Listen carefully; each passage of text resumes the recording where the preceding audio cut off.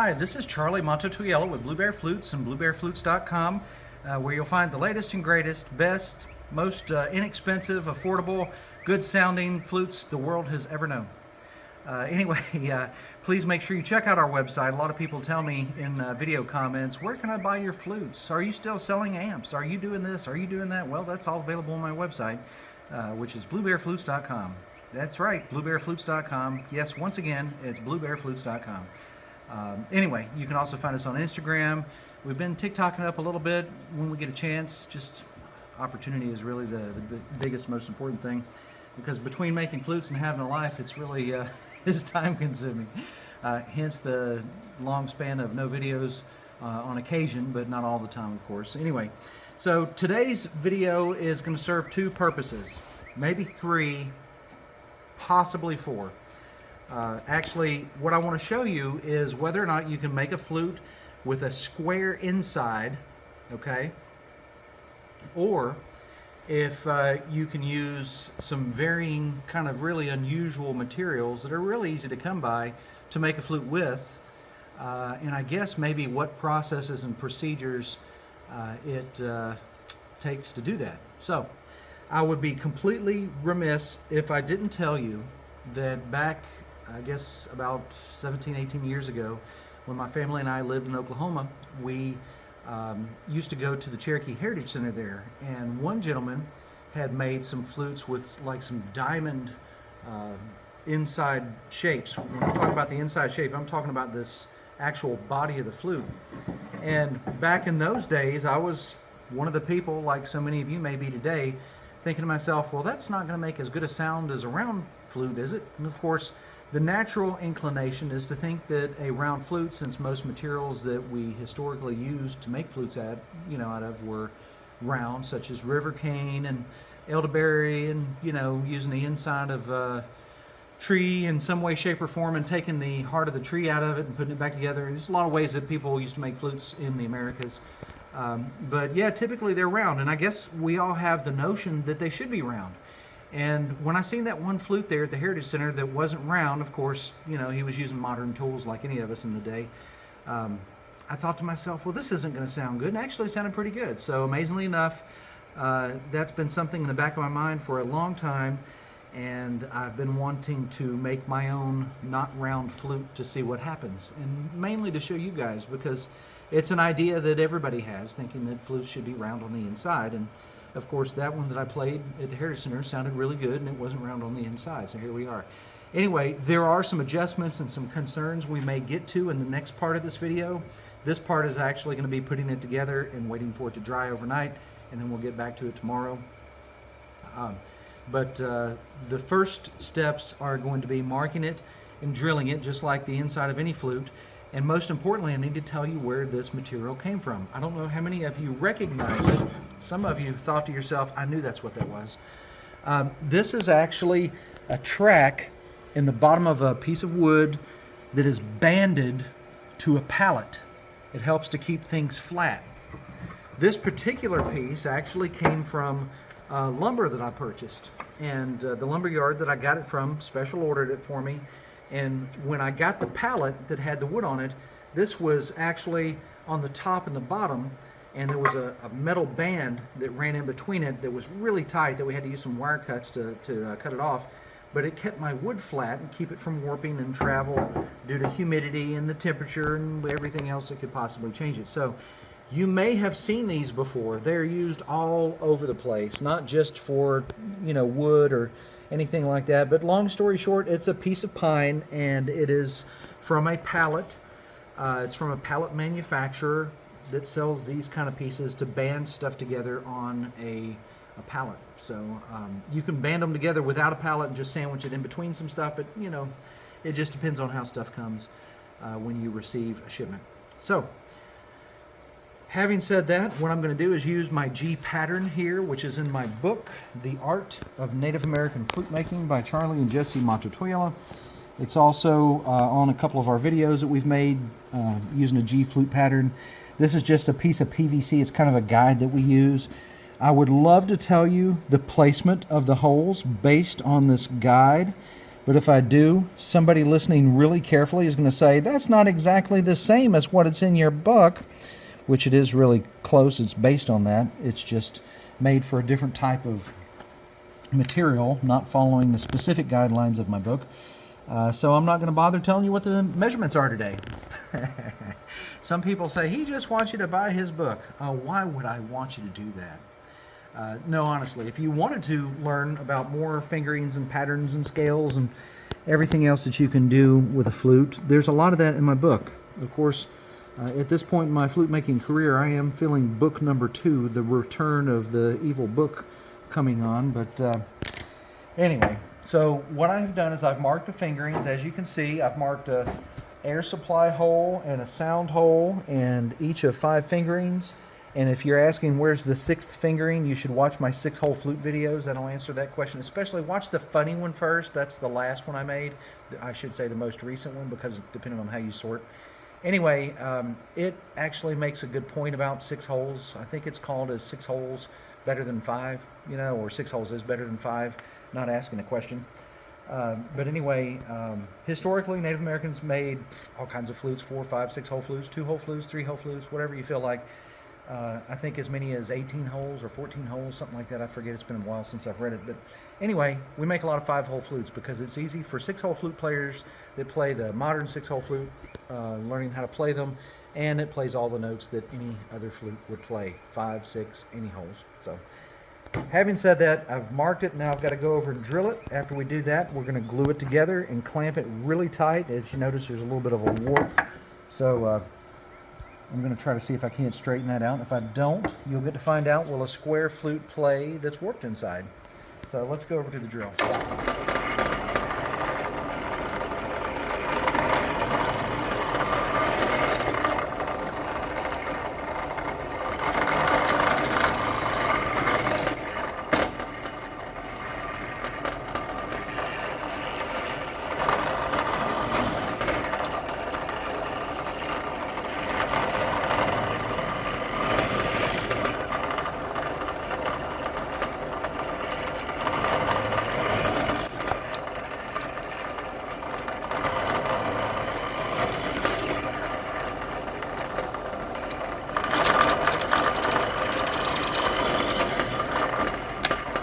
Okay, so I wanted to tell you originally, but I hadn't told you yet, the size of the inside of this thing, just in case you think you want to make yourself a flute out of a weird chunk of pallet strap material. It is about an inch wide, I guess, give or take. It's 23.5. It's like 0.92 of an inch wide. And then when I put the 2 pieces together like this, it's not quite perfectly square. It's a little on the shallow side, but for our experiment here, I think this is going to be great.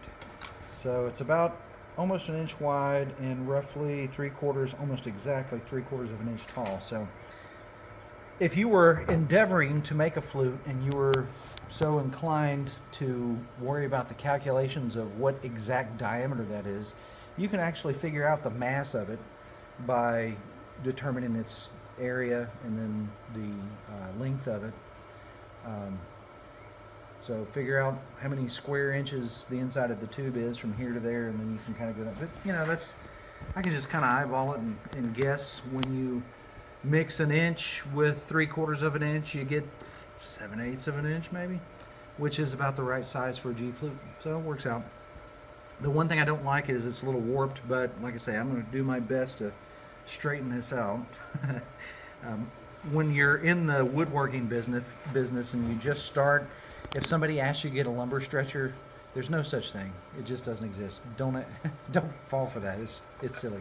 Anyway, one thing I did while off camera was I went ahead and made a plug for the inside of it, which is kind of important if you want to separate the 2 halves of the flute. And we're going to use part of it as a mouthpiece as well up here.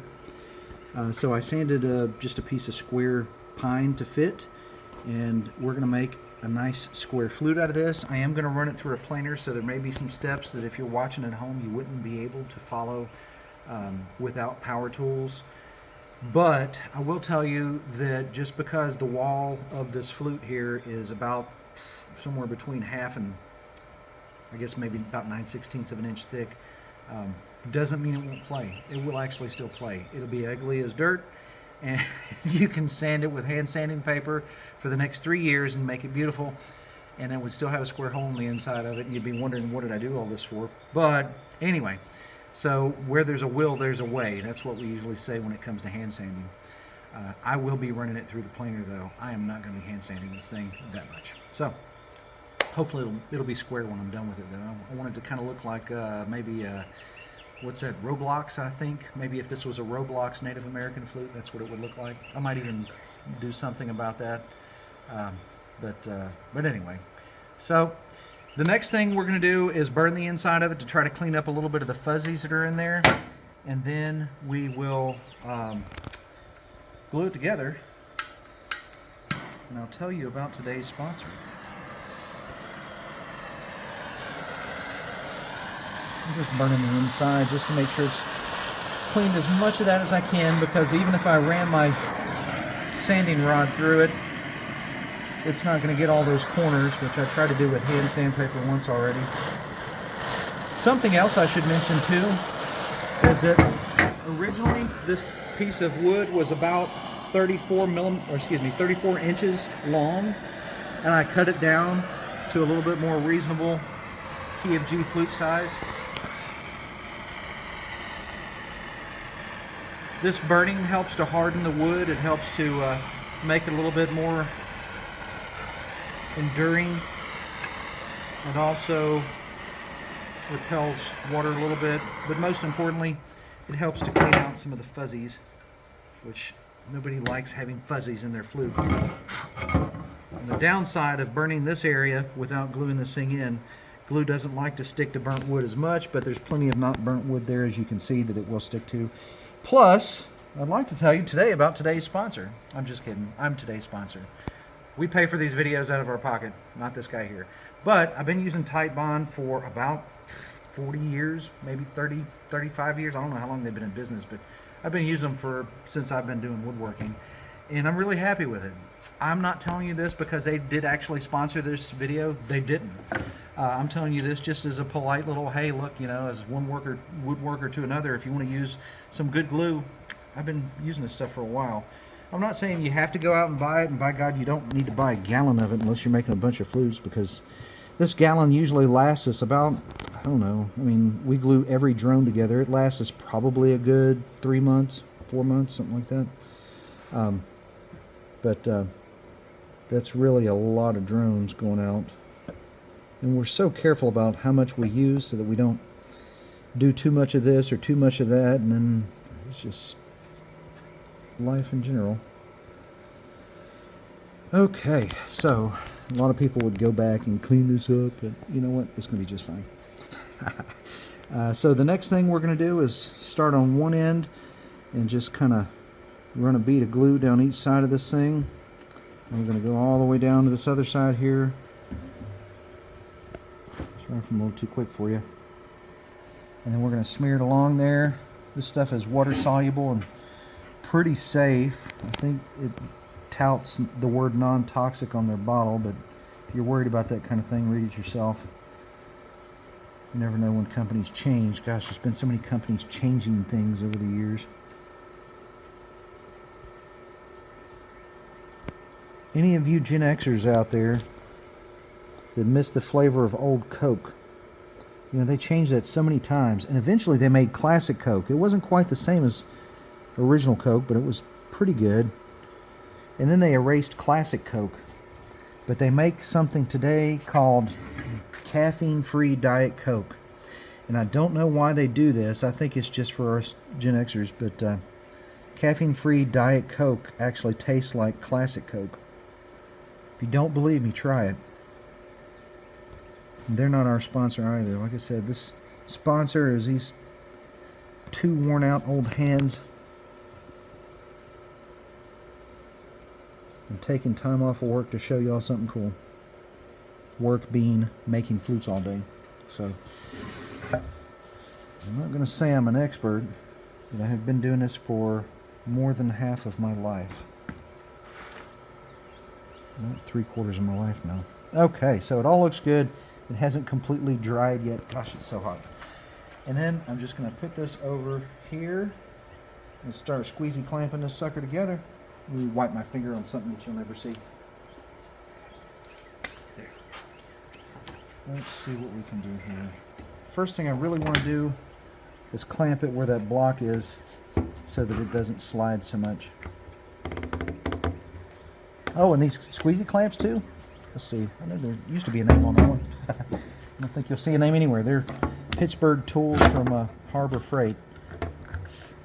The squeezy clamps everywhere else, and I know you guys like to call these ratchet clamps and whatever. I call them squeezy clamps because we have twisty clamps. Anyway, these are from Harbor Freight.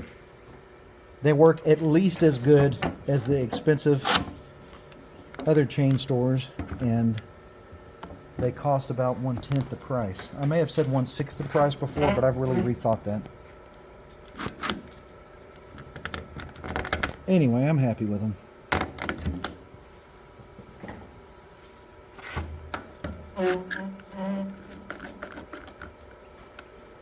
That don't look too bad.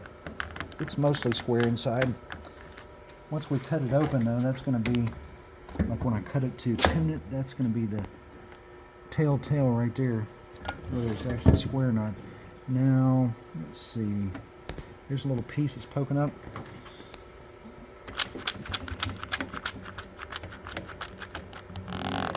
I'm going to loosen these guys a little bit.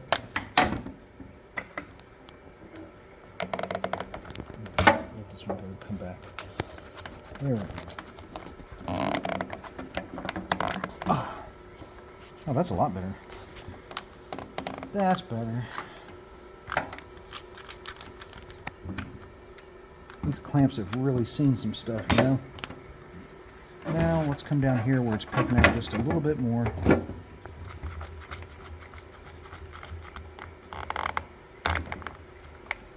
see if that did it. Nope. Oh, God, that's tight. Oh, you know what? I forgot to put my mouthpiece in there. That would have been smart. Let's go ahead and see if we can slide it in there. I might have to slide it with a hammer, it looks like. Okay.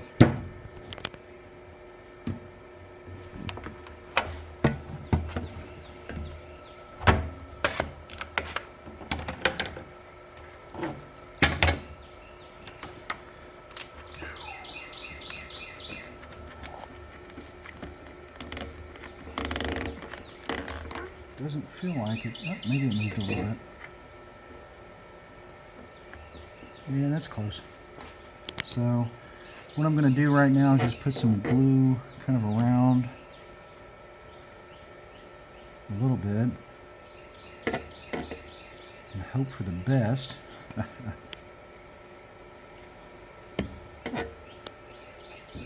There we go. And just kind of bump this little fella in there. I hope. Oops, almost had it.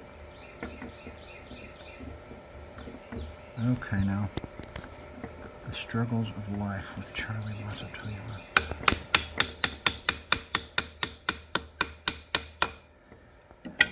I almost wish I wouldn't have done that.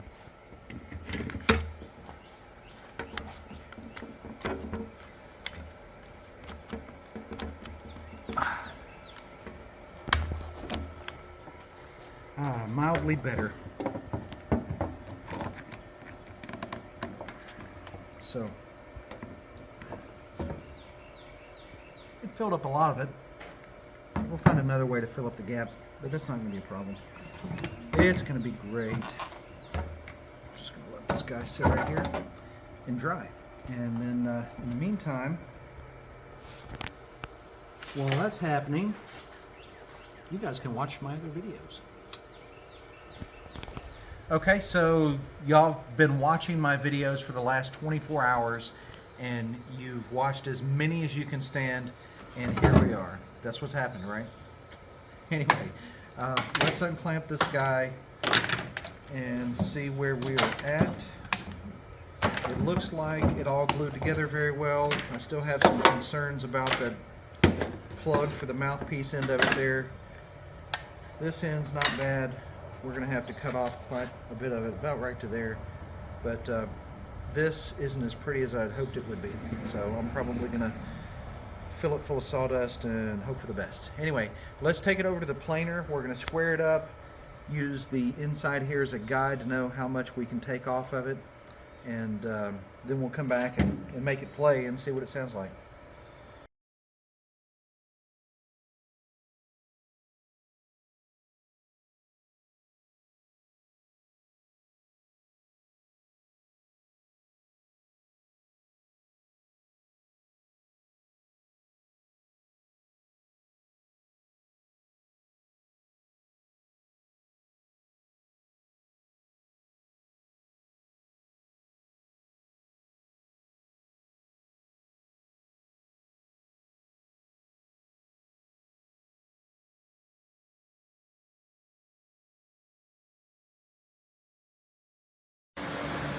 Okay, so it turned out pretty nice and square.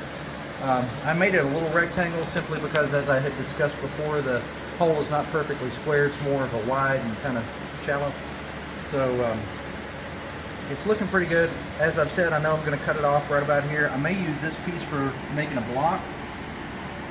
This will give a lot of you who have never seen the process of making a Native American flute before a good grasp on something that's very critical that will make a flute sound good, and that is how level and flat this area right here is. Today I used my CNC machine to put that in there, which you could do with a number of other things, a milling machine. I've used a drill press for years and years just for convenience and simplicity, but the CNC machine today I use to do that. It's not necessary though on one that's already flat. So this is where a lot of flute makers today, you'll see, have a square area right here and the rest of their flutes round.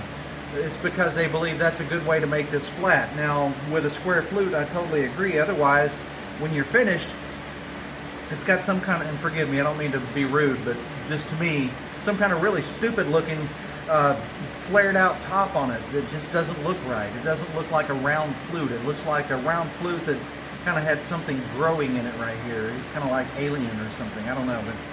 But anyway, so what we're doing right now is just going to burn these holes out, just because I know roughly what they're going to need to be.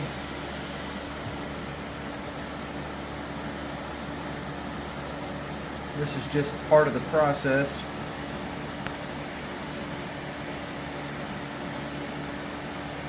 We'll go back and use that again on the blowhole here in just a minute. In the meantime though, this is one of my track tools that I'm going to use right here.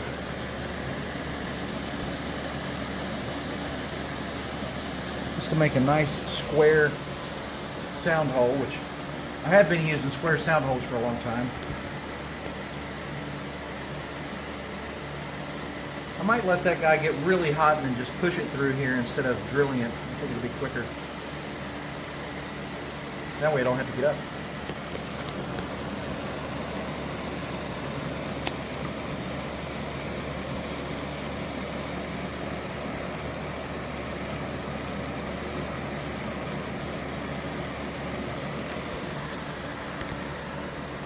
If you've never seen anybody make the sound hole or a track as I'm about to into the flute the way that I do it here, I've got a lot of videos on that and why I do it a certain way and all this. It may help you. There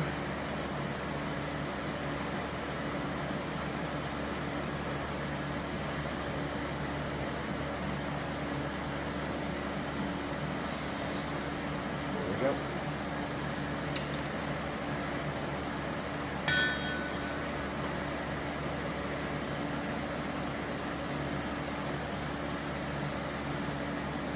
Now I've got a hole in it.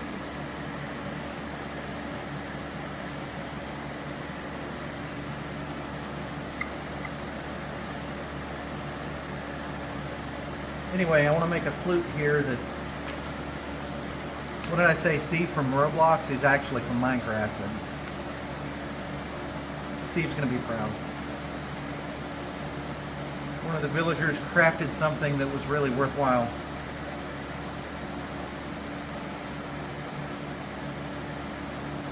what's this stuff that you craft things with called? Black nether rock.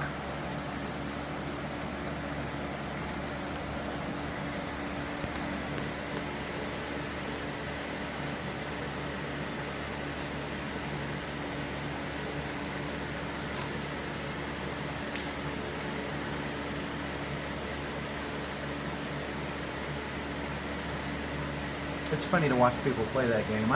It's therapeutic to me to watch people play it. I wish I could play it, I really do. My mind's gone in so many different places most of the time that it's relaxing to watch somebody play it though. It really is.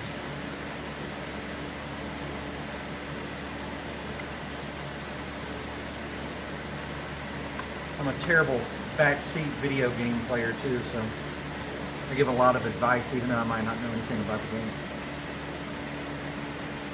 Making the hole a little bit bigger. That first one was a 1/4 inch, this one's a 5/16. Should give us plenty of breathing room in our flute here. I think in the end I'm going to wind up sanding this mouthpiece to look a little different than it does right now. I'm not one that believes in creating mouthpieces to put in your mouth. I think you should actually just blow against it instead of submerging it into the moist, wet depths of your facial orifice. But I will put it on there for aesthetic, just so that you look at the flute and you think to yourself, oh, that's where the mouthpiece is. Otherwise, I've got videos on why I don't believe in making a mouthpiece that goes in your mouth. If you have a flute that has a mouthpiece that goes in your mouth, try playing it without putting that piece in your mouth and just pushing your mouth up against the mouthpiece, and like I say, don't let it go past your lips, and see if it stops your flute from wetting out. That's all I'm going to say.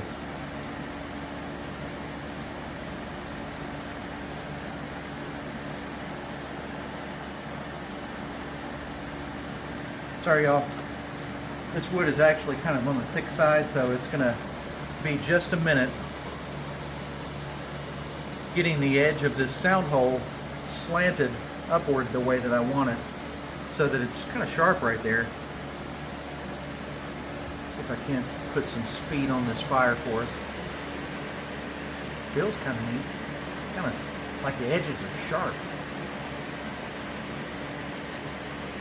Okay, I've got to tell you a story.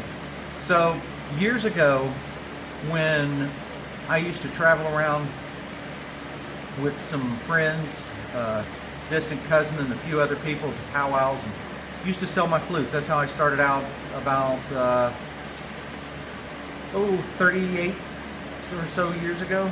So we're talking definitely the 80s. I think it was the mid 80s, something like that, mid early 80s.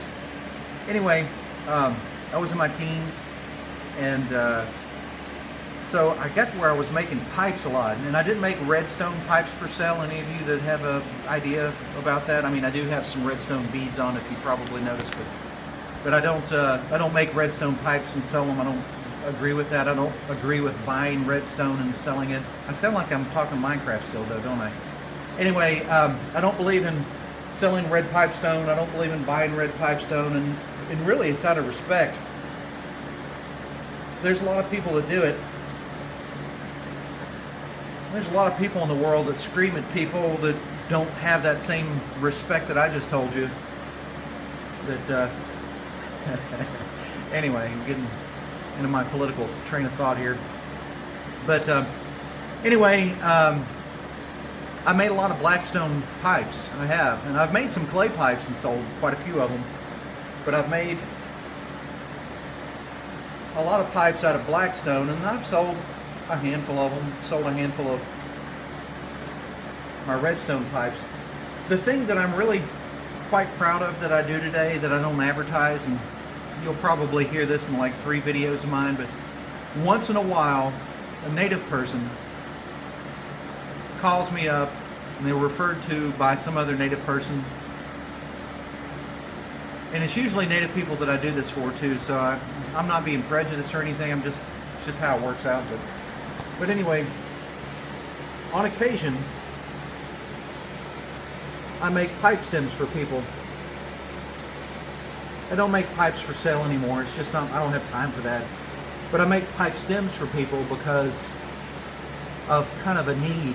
There's like a need in Indian country for people that make pipe stems, and there's like probably 2 of us. I mean, that really make some pipe stems, you know what I mean? But anyway, on occasion somebody will call me up or email me and say, would you please make me a pipe stem? And I'm like, yeah, I do it because, like I said, I feel like there's a need for it, but there's nobody that really does it. And it kind of keeps my hands clean with the whole selling pipes things, which I don't necessarily agree with, but I don't necessarily disagree with, although I don't believe in buying and selling red pipestone. There's a special reason why it's around my neck here, not because I'm a pipestone seller. I'm not ever going to make somebody else some beads, not unless they're family or whatever, out of red pipestone. But this is taking a minute. Sorry for the lengthy discussion that I know I'm going to get some backlash about. But anyway, red pipestone, some really amazing stuff. It's really special. I mean, even the guy that they name it after, George Cadlin, he talked about how special it was. Him and his group of people that came to the country, and I don't mean like Anglo-Saxons or Scottish or Caucasians. I mean the organization that he was part of. They believed back in the day, and I don't know if they still believe it because I'm not a member, but anyway, they believed that red pipestone was made out of the blood of people who didn't make it to Noah's Ark. That's probably loosely based on a lot of their theory that we were in the location here of the Garden of Eden, which I don't necessarily agree with, but there's a lot of ideas of that I don't disagree with. But anyway, long story short, I made a lot of pipe stems, twisted ones and puzzle pipe stems, and I may make some more videos about them in the future. The one that I have on my YouTube channel here has probably gotten me, not really in trouble, but gotten me a lot more pipe stems to make than what I ever needed to. But it's kind of a badge that I wear too. I'm happy to wear that badge. Despite a lot of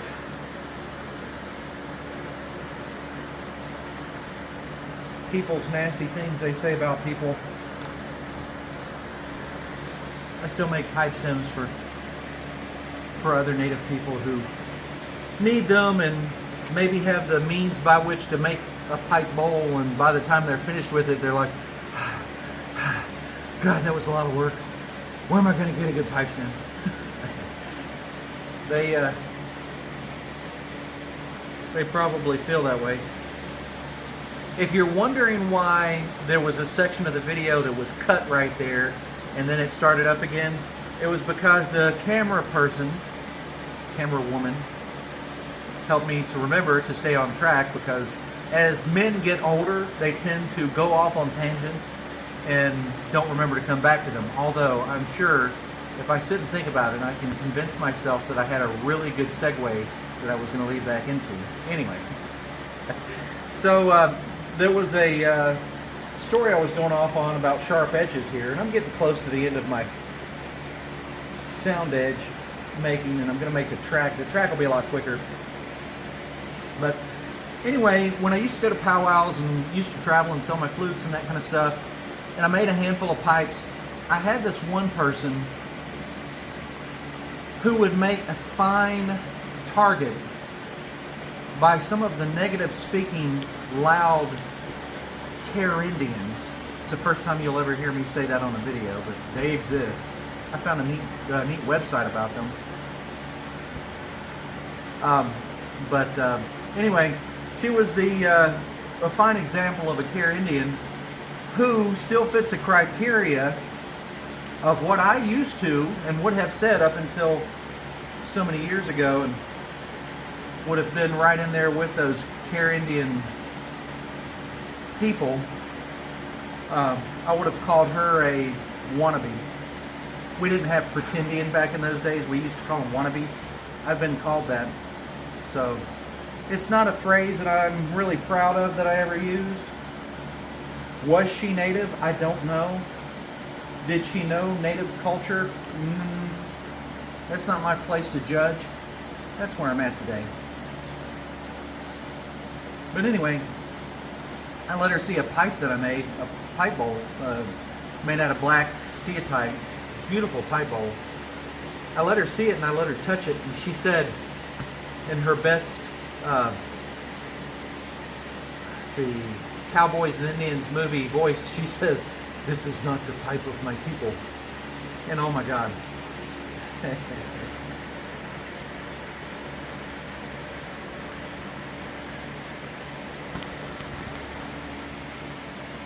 Okay, I think we're finally done with the rambling part of our program. We're getting into, maybe this little dude will make a noise. Let's see. If it does, I'm going to turn that fire off because I don't think I'll need it anymore. There we go. Cross your fingers.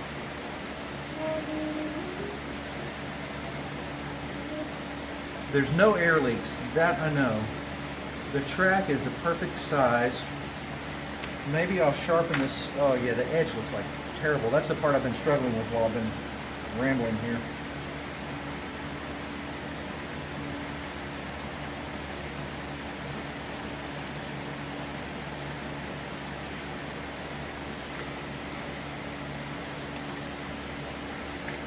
Let's see if we can't clean this up just a little bit.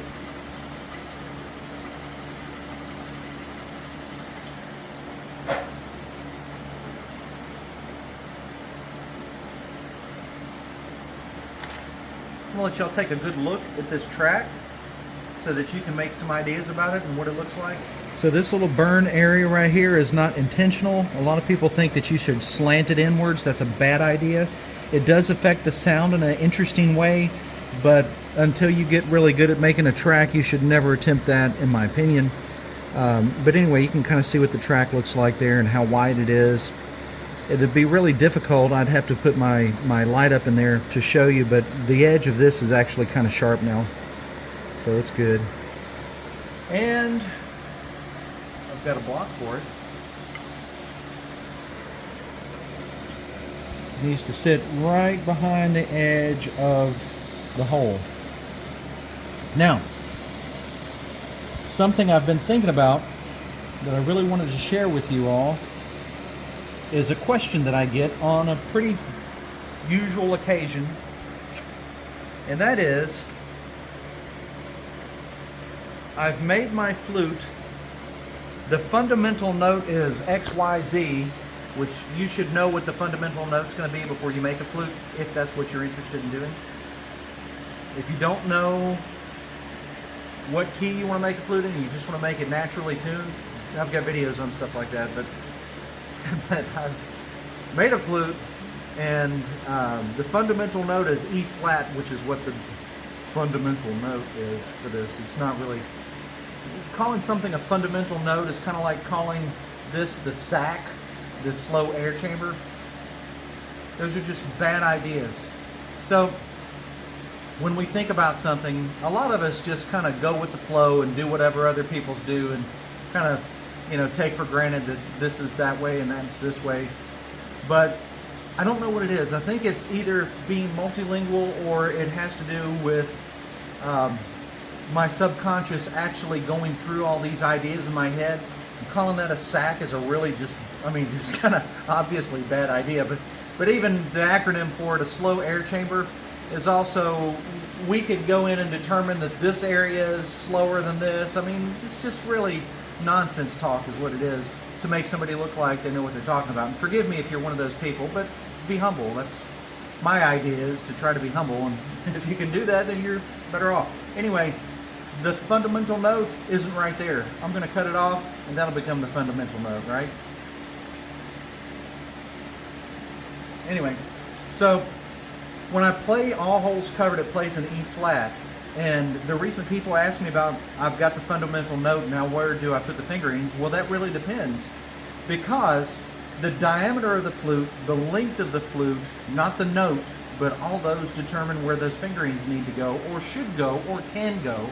Because honestly, instead of making a G out of this, I could have actually made an A. I could make a high B, but it would have really big holes. Even if the fingerings were in a better location, they would still have really huge fingerings.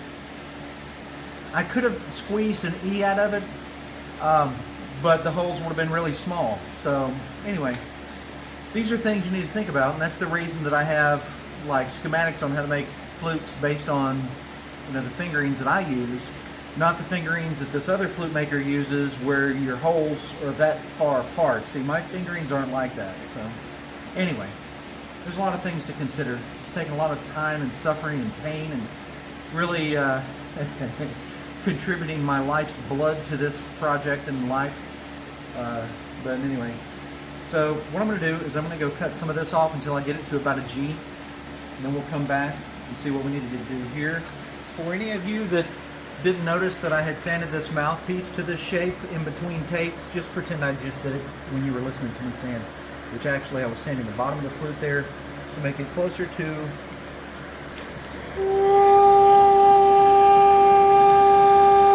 what a G should be at about 90 degrees Fahrenheit. That is not what a G should be. Actually, that's a whole step lower, which may be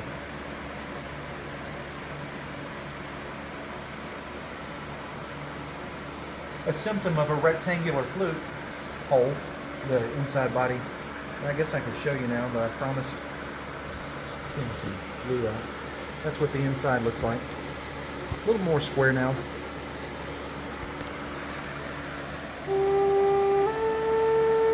That's an A, which means this hole can be a little bit bigger yet.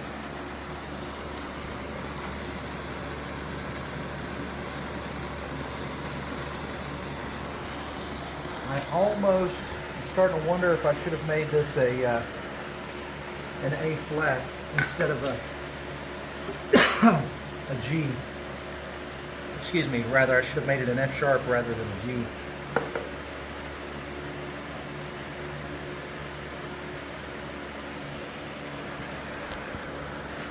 In case you're wondering what I'm doing, that's a larger size rod right there.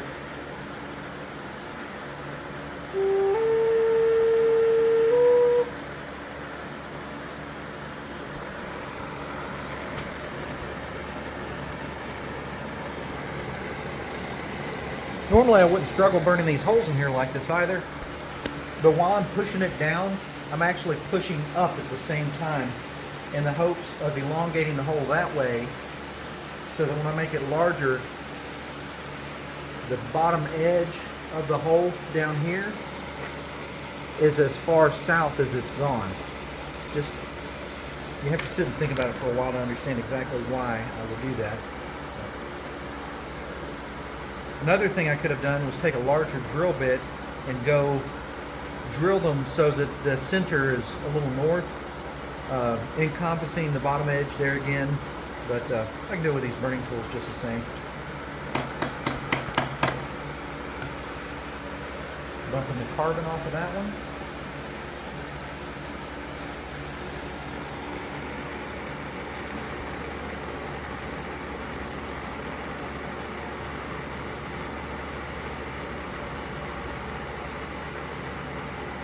There we go.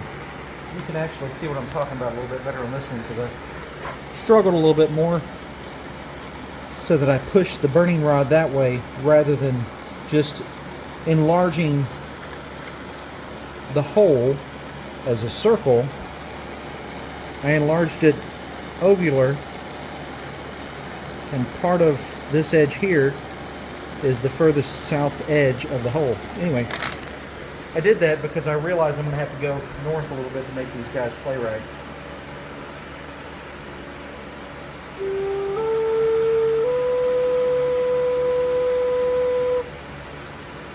They're probably going to be large holes. It looks good inside.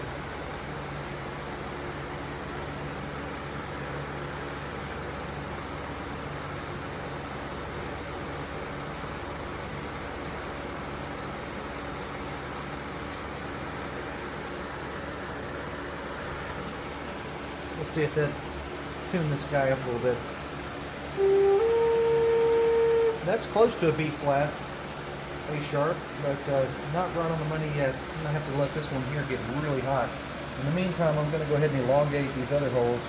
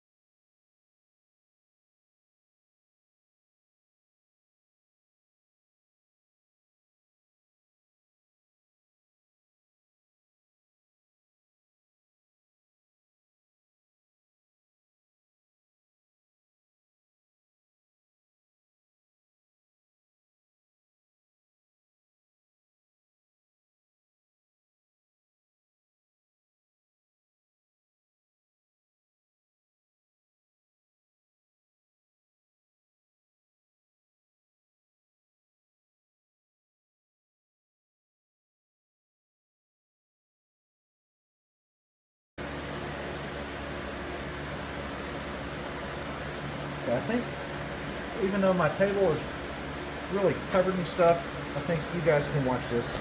Let's see what it looks like. Oop, I got a piece of debris in here. Hang on, y'all.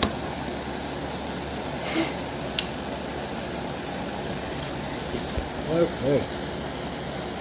There we go.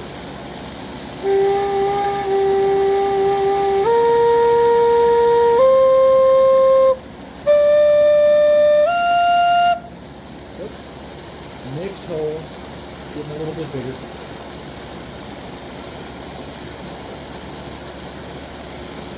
Let's see what that note sounds like now.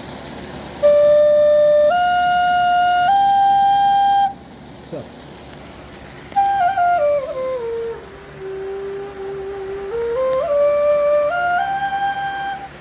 I thought that was just a pitch flat. There we go. So let's turn a fire off. I'll turn my tuner off because it's really proved itself at this point. Not only can it be done,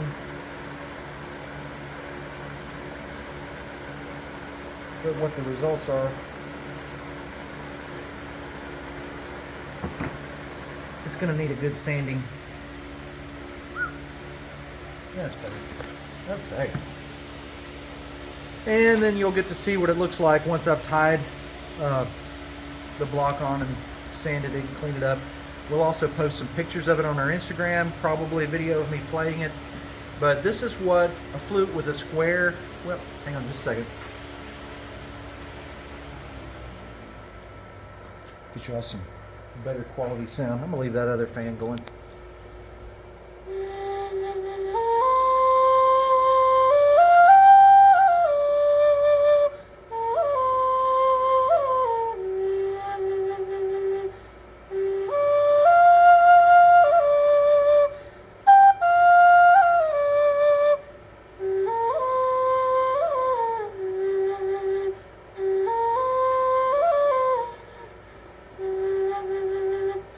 So all in all, not bad. I think after I sand it and oil it and wax it, I think that'll make it play just like tons better.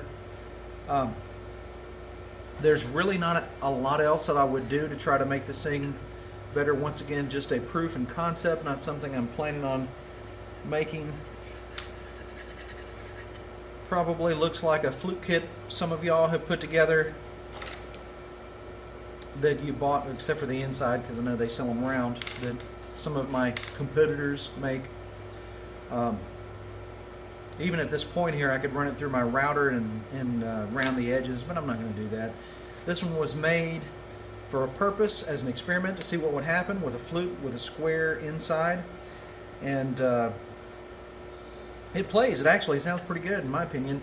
Once I sand this whole thing down, this may help true up the tone a little bit, and I think it'll make it a little bit better sounding and definitely better looking.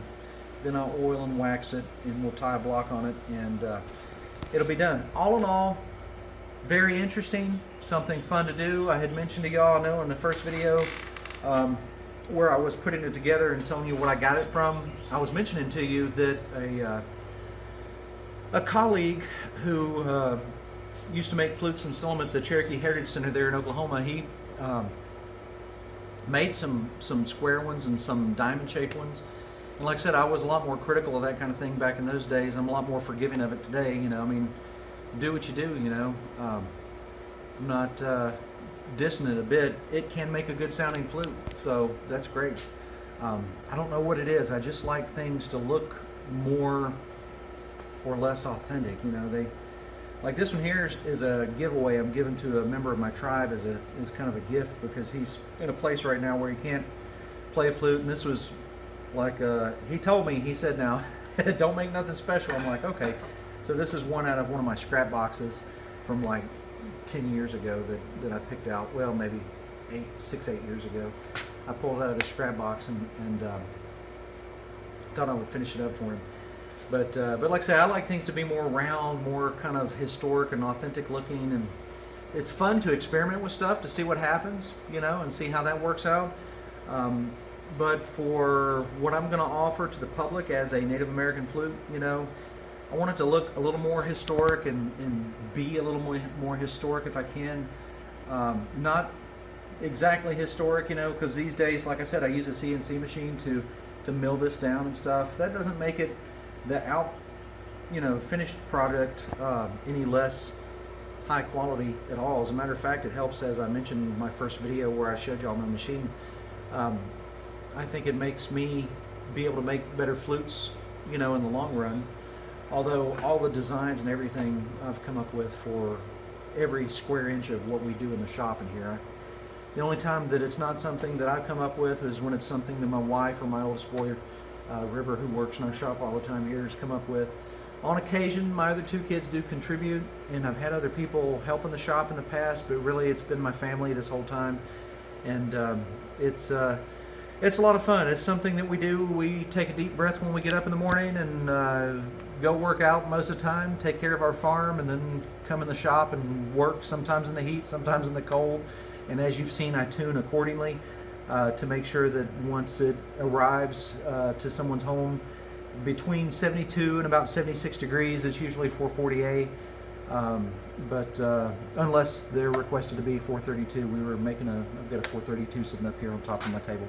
And I've got a lot of videos about 432. If y'all have any questions about that too, gosh, if I were to be one of those kind of YouTubers that puts in the comments below, make sure you check out this video and that video, y'all would have a laundry list of videos to look at, because everything that I've done kind of refers over to something else. And I even think forward on a lot of those videos about some of the new videos that we're coming out with, that I've been even talking with people today that ask me, how do you do this? I'm like, well, we've got a video planned for that. I don't give you a list of those because I don't want to set any expectations and then not fulfill them. I learned that mistake on our book, because we released our book about 2.5 years after I started talking about working on it. And people are like, when are you going to be done with your book? I'm like, you know, it takes time. But anyway, so all in all, really great project. I'm very happy with it. You'll see an Instagram video of it. I may play it on a TikTok video. If you haven't seen those, make sure you check out our links for those in the video description, because you'll find some neat videos and things on Instagram that you haven't seen on my YouTube. I hope that you've enjoyed this as much as I have. Making Native American flutes is a lot more than just a passion of mine, and a lot more than just my life's blood and sweat and tears, and a lot more than how I make a living. I mean, it's a whole lot more than that. And you'd have to watch all the videos, ask me every question you can think of, and you'd have to really be sitting right here in the shop with me to know the answers to most of them. But anyway, I hope you all have enjoyed it. Thank you so much for, you know, sticking with me during this whole time. I do look to see how many of you watch this video all the way through, so anyway, I appreciate you so very much. If you have any questions about flute making, my answer is probably going to be politely and in some kind of nice way. I have a video on that. But if you do, please ask them, because that's how we come up with all those videos on those. I'm helping some people right now that have emailed me questions about their flute that they're working on. I try to come across in a way that, you know, I'm not just telling them go look at my videos, because really that's really what's going to answer those questions for you. But I do usually draw on some pictures that people send me of their flutes and ask me what's going on with this, that, and the other. Anyway, Charlie Mato-Toyela from Blue Bear Flutes and bluebearflutes.com signing out. I hope to see you again really soon.